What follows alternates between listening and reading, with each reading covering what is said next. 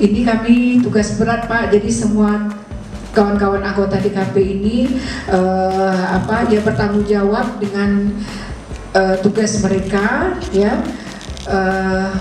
dan saya melihat saya bangga dengan Bapak Ibu semua.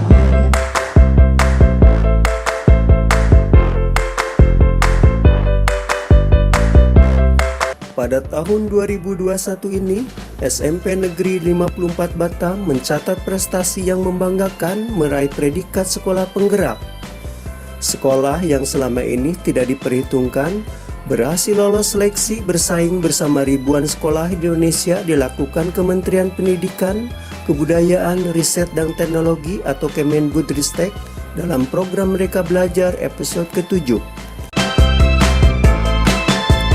Bukan hal mudah untuk lolos meraih predikat sekolah penggerak ini.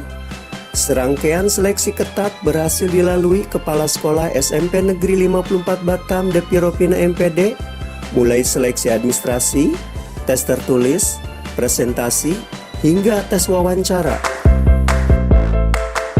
Saat ini, sejumlah persiapan dan rencana aksi untuk menerapkan sekolah penggerak telah dilakukan pihak SMP Negeri 54 Batam. Dan pada tahun ajaran baru ini hanya tinggal mengimplementasikannya selama 3 tahun berturut-turut. Menurut Kepala Sekolah SMP Negeri 54 Batam Depi Ropina MPD, bahwa program sekolah penggerak ini upaya mewujudkan visi pendidikan Indonesia untuk menjadikan Indonesia maju yang berdaulat, mandiri, dan kepribadian melalui terciptanya profil pelajar Pancasila. Selain itu juga, program sekolah penggerak ini, kata dia, berfokus pada pengembangan hasil belajar siswa secara holistik yang mencakup kompetensi, literasi, dan numerasi, serta karakter siswa. Dengan diawali SDM yang unggul, baik kepada kepala sekolah maupun kepada gurunya melalui serangkaian pelatihan dari Kemendikbudristek maupun pelatihan in-house training diadakan di sekolah sendiri.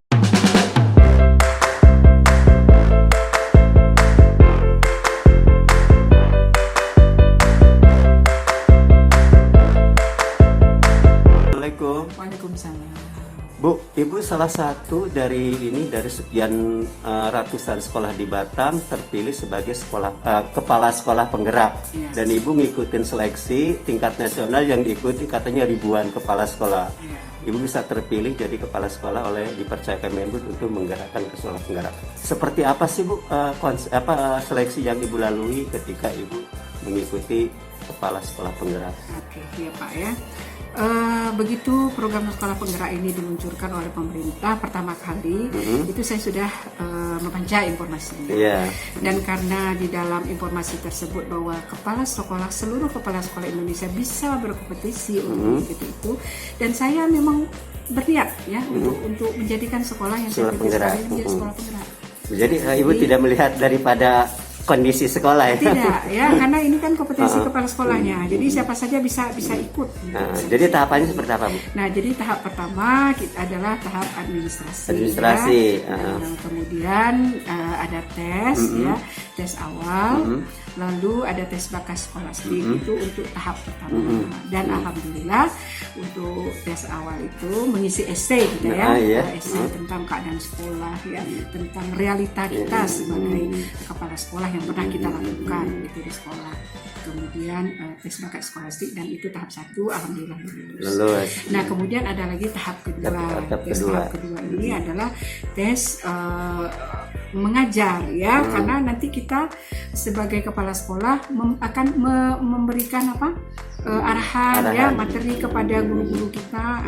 Itu menjadi salah satu tes mengajar. Lalu wawancara.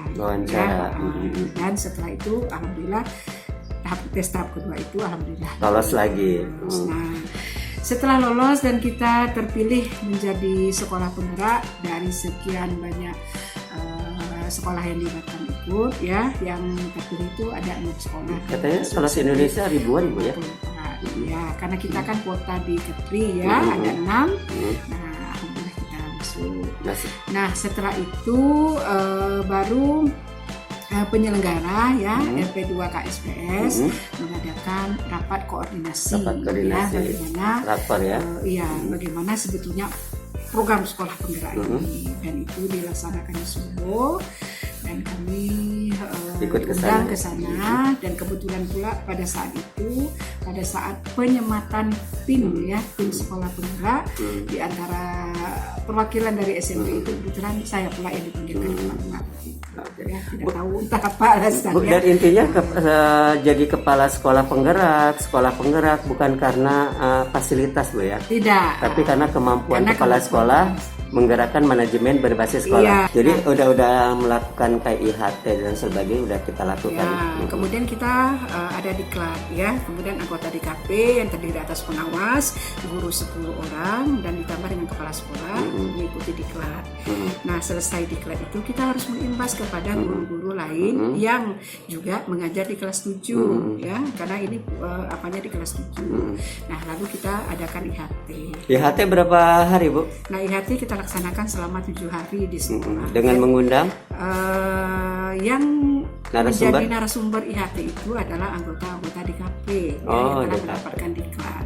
Tidak ada dari luar. Dari luar. Mungkin dari dinas mungkin ada ya? Dari dinas mereka hanya memberikan arahan aja. Ya, dari pengawas yang termasuk anggota DKP juga memberikan materi pada saat IHT tersebut. Bu, ini rencana aksi seperti apa Bu? Ini kan penerapannya tahun ajaran baru ya Bu ya? Rencana aksinya seperti apa nih Bu? Nah, untuk rencana aksinya kita kan tentu sesuai dengan program yang dijalankan oleh pemerintah ya, bahwa tujuan akhir daripada sekolah penggerak ini untuk 3 tahun ke depan yang pertama adalah untuk menghasilkan ya, untuk membentuk ya profil pelajar Pancasila. Ya, yang ada 6 dimensi yang harus kita terapkan di dalam pembelajaran. Nah, kemudian sekolah kita pun harus naik dari tahap, misalnya kami merasa sekolah kami ini berada di tahap 2 ya. Jadi itu harus naik satu tahap berikutnya ya, ke tahap ketiga atau tahap keempat. Nah, ini kan kita tidak bisa mengancang-ancang sendiri, tapi semua itu sudah terprogram dari pemerintah dan kita hanya mengikuti langkah-langkah. Nah, jadi ada tahapan-tahapan itu. Ya, nah kendalanya ini kita kan tidak nampak di dalam pembelajaran karena kan tidak tatap muka langsung dengan anak, sehingga kita harus mencari solusi bagaimana nih supaya profil pelajar Pancasila itu tetap dapat kita jalankan ya dalam situasi pembelajaran daring. Nah, itu sekarang yang kami pikirkan, bagaimana kami bisa melihat nih anak-anak yang berada belajar di rumah, selain materi yang kita berikan, kita juga menanamkan karakter di situ ya. Berarti udah diimplementasikan tuh ya? Ini kita baru jalan 2 minggu sekolah ini, dan mungkin nanti siang kami akan mengadakan pertemuan refleksi guru-guru terhadap kendala-kendala di lapangan. Kendala-kendala. Nah Bu, ini kan pendidikan karakter Bu ya. Ini dalam sekolah penggerak itu melibatkan orang tua nggak sih sebenarnya? Ya jelas orang tua dilibatkan karena ya? Apalagi sekarang ini pembelajarannya kan di rumah. Di rumah ya. Nah, jelas orang tua yang lebih banyak berperan, ibaratnya dia mengganti membimbing anak belajar ya, mengganti posisi guru di sini ya, hanya sekedar membimbing saja. Hanya saja kami belum sempat mensosialisasikan kepada orang tua. Pada saat PPDB kemarin saya hanya memberikan sekilas gambaran saja bahwa SMP 54 termasuk dari sekolah penggerak. Untuk kedepannya kita masih belum melakukan sosialisasi karena kita harus memikirkan juga apakah ini nanti mengundang seluruh orang tua ke sekolah ya, atau kita melakukan lewat Zoom meeting saja. Itu masih dalam tahap inilah, karena kita juga masih di tahun ajaran baru 2 minggu sekolah berjalan. Bu, ini kan sekolah penggerak selama 3 tahun Bu ya, kita mengemban ya.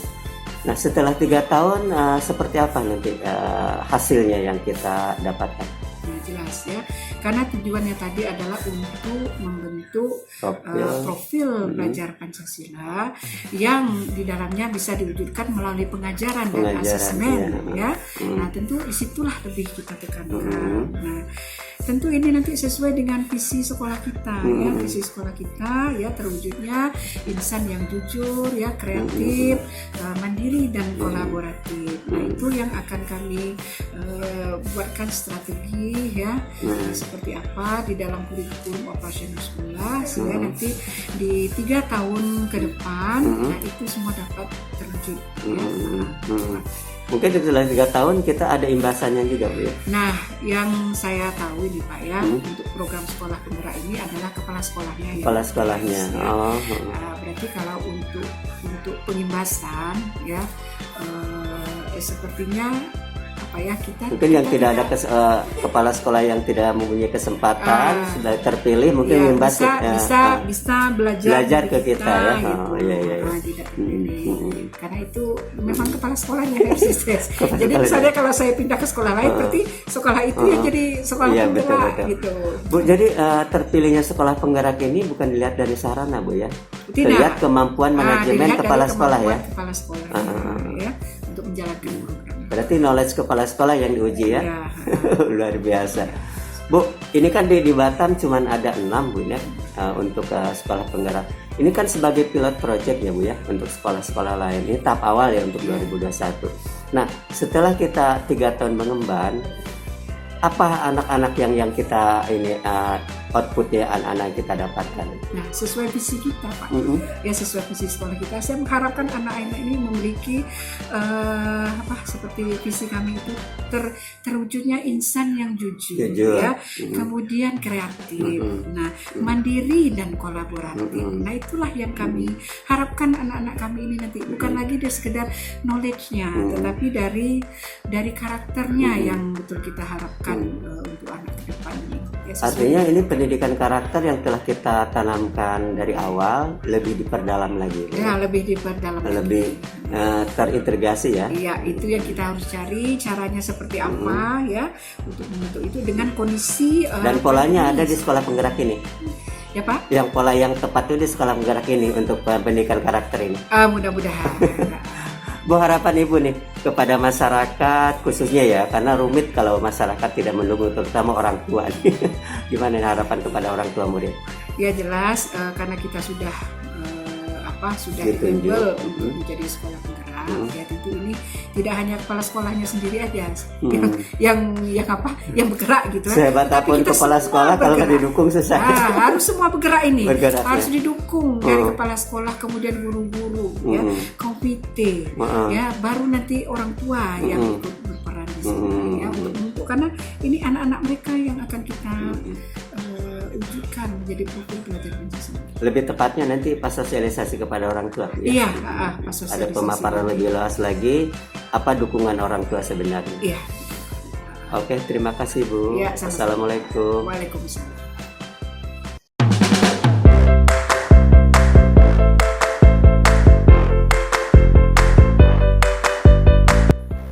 Kepercayaan program bergengsi dari Kemendikbudristek ini disambut sukacita oleh guru, siswa, dan juga komite sekolah. Mereka bertekad akan mendukung penuh serta menjalankan program sekolah penggerak ini dengan sebaik mungkin.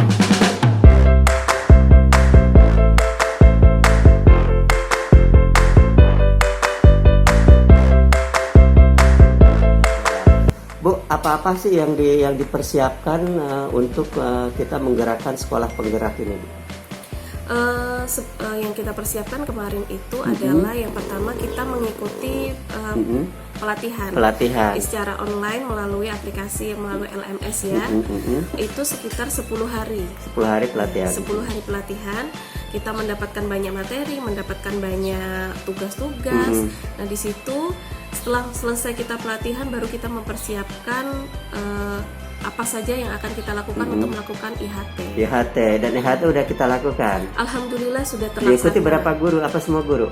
Diikuti oleh 9 guru 9 kelas guru. 7. Kelas 7 karena emang kelas 7 yang akan menggerak. Iya, Ya. yang kelas Bu, 7. dalam IHT sendiri yang dibekalkan kepada guru-guru seperti apa sih, Bu?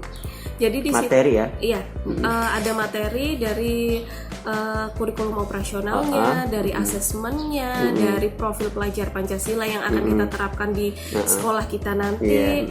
Terus bagaimana apa tuh namanya capaian pembelajaran yang akan kita laksanakan, terus modul ajar, banyak materi yang hal baru yang kita dapat, yang kita bagikan ke Berapa hari tuh, Bu? sekitar 7 hari. 7 hari. Iya. Nah, implementasinya kapan kita terapkan? Katanya tahun ajaran baru ini ya? Iya, tahun ajaran baru ini sudah mulai kita terapkan. Tahap awal apa? Tahap awal adalah pertama kita adalah melakukan asesmen diagnostis dulu untuk kepada siswa. pada siswa. Setelah itu kita mulai melakukan pengajaran sesuai dengan buku elektronik yang sudah disiapkan oleh Kemendikbud. Jadi kita mulai pengajaran mulai dari itu.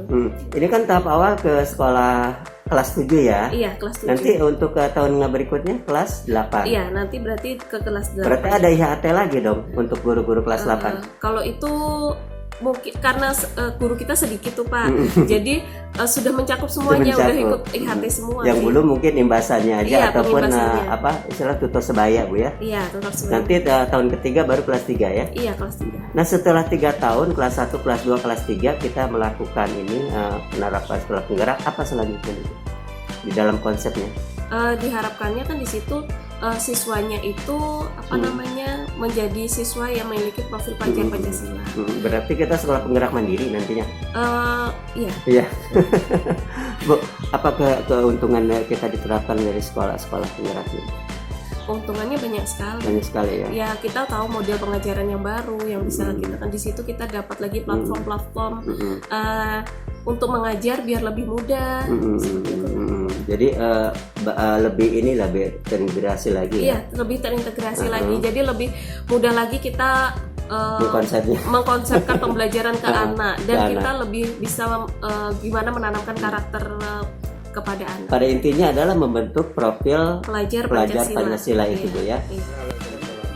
Pak, Bapak sebagai komite di SMP 54 Batam, Pak ya. Iya. Nah, sekolah ini kan dipercaya oleh Kemendikbud Pak tahun ini untuk menerapkan sekolah penggerak. Seperti apa Pak dukungan yang akan diberikan nanti komite bersama orang tua siswa nih Pak? Ya, terima kasih kami dari Kementerian untuk yang kesekian kalinya SMP Negeri 54 Batam diberikan kepercayaan untuk yang kali ini adalah sebagai sekolah penggerak. SMP Sekolah Penggerak. Itu suatu kehormatan Pak ya. Yang sebelumnya juga pernah diberikan yaitu UNBK. Nah, UNBK SMP 54 juga alhamdulillah sudah terdahulu bekerja sama dengan seluruh orang tua murid. Itu sebagai tugas kami sebagai komite memberikan atau mencarikan atau memfasilitakan Pak ya kepada orang tua fasilitas sekolahan yang belum bisa difasilitasi oleh pemerintah, sehingga kami melakukan konsultasi dengan atau pertemuan dengan orang tua murid untuk melaksanakan program-program itu. Ya, setelah program ini berjalan, kita harapkan seluruh orang tua murid bisa memahami dan mendukung semua program. Dan alhamdulillah kali ini SMP Negeri 54 Batam diberikan kepercayaan untuk menyelenggarakan sebagai sekolah penggerak. Dan kami berharap pada seluruh orang tua murid, mari bersama-sama bahu-membahu untuk mensukseskan sekolah penggerak ini. Karena lebih kepada pembentukan profil karakter Pancasila ya kepada siswa. Itu orang tua yang berperan cukup signifikan Pak ya. Iya, karakter anak kalau bisa anak cerdas tidak di sekolahan saja, tapi cerdas di luar sekolah. Nih Ibu kan salah satu guru penggerak nih yang telah mengikuti IHT Bu ya. Iya, Seperti apa Bu implementasinya nanti yang diterapkan kepada siswa tuh? ya kami implementasikan melalui modul ajar yang sudah kami dapatkan. Kebetulan modul ajar itu masih berbentuk e-book ya Pak ya. Jadi belum bisa dicetak. Jadi sementara itu kami perlahan-lahan sampaikan ke siswa sekaligus video-video pembelajaran yang sesuai dengan ini mata pelajaran. Aiman, katanya sekolah kamu kan ditunjuk sebagai sekolah penggerak nih. Hebat nih sekolahnya. Gimana nih perasaan kamu nih? Saya bangga lihat sekolah saya jadi sekolah penggerak. Sudah sekolah baru saja sudah sekolah penggerak. Sekolah lama aja nggak dapet ya. Rifan gimana? Apa ya? Sekolahnya kan ditunjuk sekolah penggerak nih. Gimana perasaannya? Perasaan saya Pak Bangga lah Pak. Padahal dulu sekolah ini bisa dibilang direndahkan orang lain. Orang lain, tapi sekarang 16-40 kayak masa tinggi lah. dulu orang nggak mau kesini ya. Iya, Tapi dengan sekolah penggerak ini kita merasa bangga, Iya, Pak. bisa mengalahkan sekolah-sekolah yang emang Iya, duluan ya. Mereka bisa tersaingi lah Pak. Ini gimana? Saya merasa bangga Pak. Nah sekolah di Mampet ini dulu maaf cakap dulu dibilang ini sekolah buangan. Tapi sekarang SMP 54 bisa membuktikan kalau sekarang bisa menjadi sekolah penggerak. Jadi Saya sekolah bangga. hebat gitu ya.